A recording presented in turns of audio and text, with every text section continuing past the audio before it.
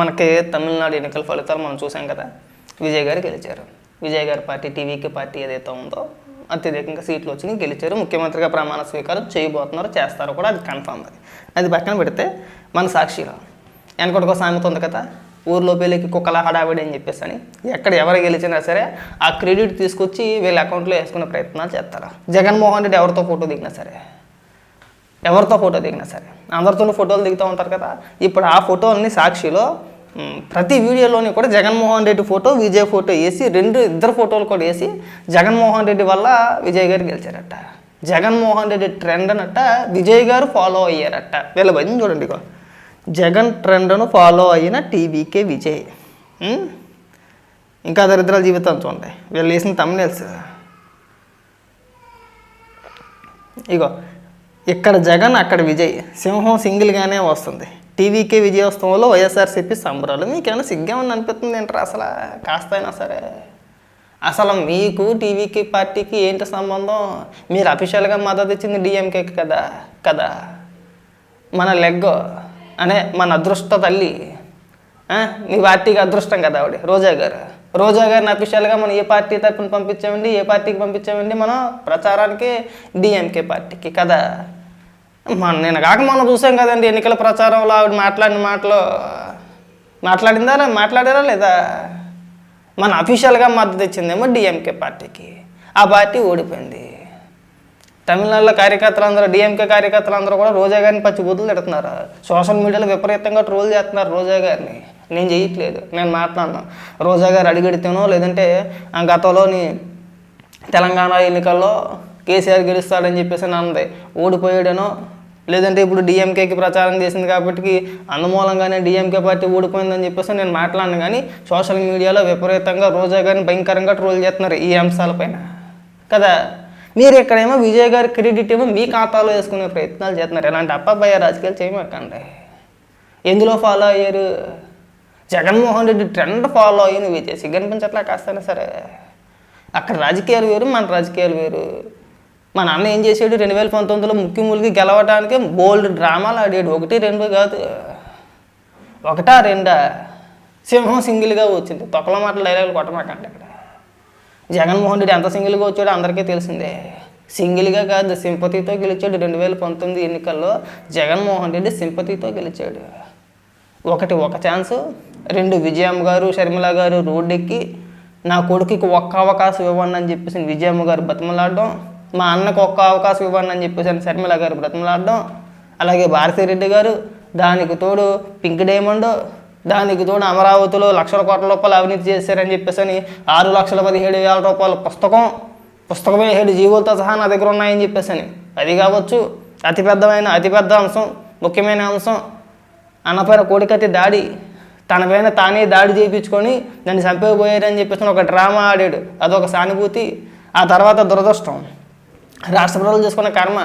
వివేకానంద రెడ్డి గారిని నాళ్ళే వేసుకొని చంద్రబాబు నాయుడు గారి చేతిలో కత్తెట్టి నారాసుర రక్త చరిత్ర, ఇలాంటి అంశాలన్నీ కలిసి ఆ సింపతితో 2019లో జగన్మోహన్ రెడ్డి గెలిచాడు. మీరు సింహం సింగిల్గా వచ్చింది, జగన్మోహన్ రెడ్డి మొహం చూసి ఓట్లే వేస్తారు, ఇలాంటి అప్పబాయ కౌరులు చెప్పమాకండి. 2019లో మీ గెలుపు అనేది అత్యంత హీనమైన గెలుపు. అది దరిద్రం కూడా. అంత సింపతితో గెలిచారు మీరు. తర్వాత ఏమైంది? పోనీ మీరు అధికారంలోకి వచ్చిన తర్వాత మీరు చేసిన ప్రచారాల్లో ఏ ఒక్కటైనా నిరూపించగలిగారంటే?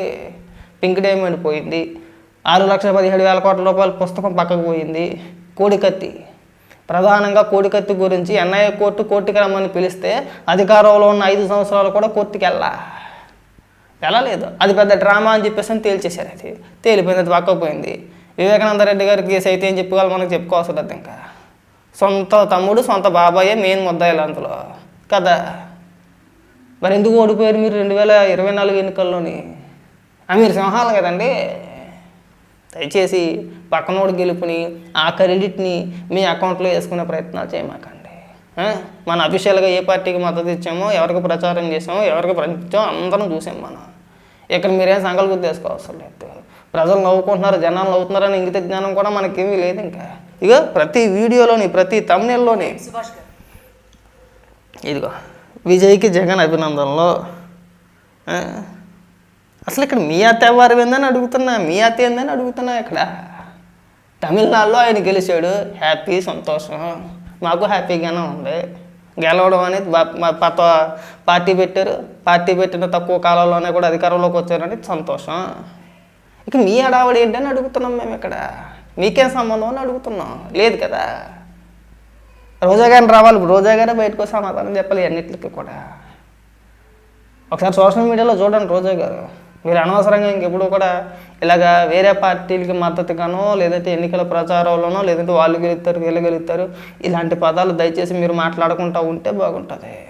సోషల్ మీడియాలో మిమ్మల్ని విపరీతంగా ట్రోల్ చేస్తున్నారు, ఇవాళ భయంకరంగా ట్రోల్ చేస్తున్నారు, స్క్రీన్ షాట్లు పెడుతున్నారు. ఆ తమిళ్లో ఎవరెవరైతే మిమ్మల్ని తిట్టారో ఆ స్క్రీన్ షాట్లు అన్నీ కూడా స్క్రీన్ షాట్లు తీసుకొచ్చి ఇక్కడ అప్లోడ్ చేస్తున్నారు. ఇక్కడ ఇక డిఎంకే కార్యకర్తలు ఎలా మాట్లాడుతున్నారు రోజా గారిని ఉద్దేశించి అని చెప్పేసి అని. తమిళ్లో ఉంది కాబట్టి మనకు అర్థం కాకపోవచ్చు, అక్కడ ఏమి రాసి ఉన్నా సరే మిమ్మల్ని ఉద్దేశించి అంటున్నారని చెప్పేసి మీ ఫోటో ఒకటి వేస్తున్నారు, మీ ఫోటోతో పాటు పైన మ్యాటర్ వేస్తున్నారు, ట్రోల్ చేస్తున్నారు. దయచేసి మా యొక్క రిక్వెస్ట్ ఏంటంటే మీరు ఇంకెప్పుడు కూడా ఏ పార్టీ తరపున ఏ ఎన్నికల ప్రచారానికి కూడా వెళ్ళమాకండి. ఇది మా రిక్వెస్ట్ అనుకోండి.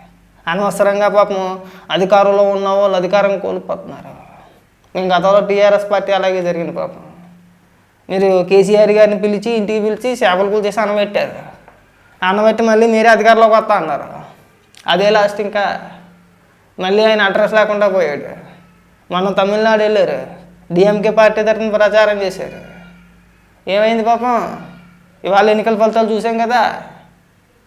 ఇలా ఉంటాయి మీ వ్యవహారాలన్నీ కూడా. ఇంకా వైసీపీ కార్యకర్తలు వాళ్ళ అయితే మామూలుగా ఉంటుంది. ఇంకా పవన్ కళ్యాణ్ గారిని ఉద్దేశించి రకరకాల పోస్టులు, రకరకాల వీడియోలు, రకరకాల ఇది.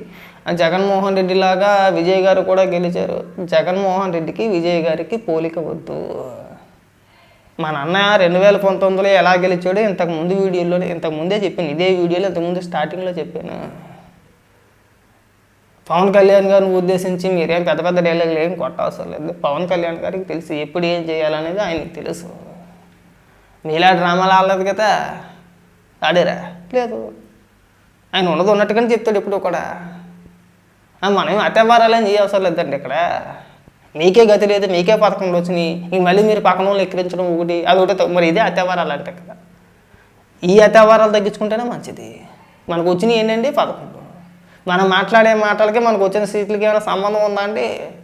పైగా పక్కన వాళ్ళని క్రెడిట్ దొబ్బేసే ప్రయత్నాలు. కాకపోతే జగన్ ట్రెండ్ ఫాలో అయిన విజయ్ అలా అయితే ఏ పథకంలో రావాలి అంటేనా? వద్దు, ఈ యథావాద కామెడీ చేయమాకండి, జగన్మోహన్ రెడ్డి నవ్వుల పాలు చేయమాకండి. ట్రోల్ చేస్తున్నారుగా, విపరీతంగా ట్రోల్ చేస్తున్నారు, మీ వల్లే ట్రోల్ చేస్తున్నారు. సో ఆయన గెలుపుని మీ అకౌంట్లో వేసుకునే ప్రయత్నాలు చేయమాకండి. ఇది తగ్గించుకుంటే బాగుంటుంది.